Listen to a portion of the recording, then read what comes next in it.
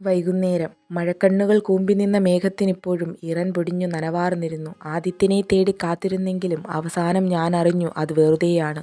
പഠനപ്പയറ്റു കഴിഞ്ഞെത്തും മകളെ സ്വീകരിക്കാനുള്ള യാത്രയാണ്. മരങ്ങൾ ഒടിഞ്ഞു കുറുകെ കിടന്നവ വഴിയിൽ ദുർഘടാവസ്ഥ നിറഞ്ഞതാക്കി.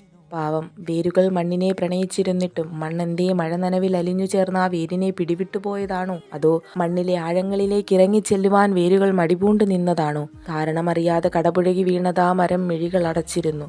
ചെളി പുരണ്ട ചെരുപ്പുകൾ എന്നെയും പേറി കരിമ്പച്ചപ്പുല്ലുകൾ ഇടതൂർന്നു പടർന്നു പിടിച്ച പാതയിലൂടെ നടന്നുകൊണ്ടിരുന്നു. പച്ചപ്പുൽ മൈതാനത്തിനിടയിലൂടെ അങ്ങനെ നീണ്ടുകിടക്കും ഇടവഴിക്കപ്പുറം മുള്ളുവേലിയോട് ചേർന്നതാ പശുക്കിടാവ് കിടന്ന് വിശ്രമിക്കുന്നു.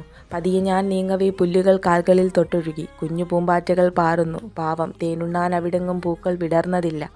മകളെയും കൊണ്ട് ഞാൻ മടങ്ങിവരും നേരം മൗനമുടഞ്ഞ അന്തരീക്ഷം മിഴിച്ചു നിന്നു. കലപിലക്കൊഞ്ചലും കളിചിരിയോട്ടവും കൂട്ടുമായെത്തുമെൻ കുഞ്ഞിനെ കണ്ടതും കല്ലേറ് ഭയന്ന കള്ളിപ്പൂച്ച കാടിൻ്റെ ഉള്ളിലേക്ക് ഓടിപ്പോയി.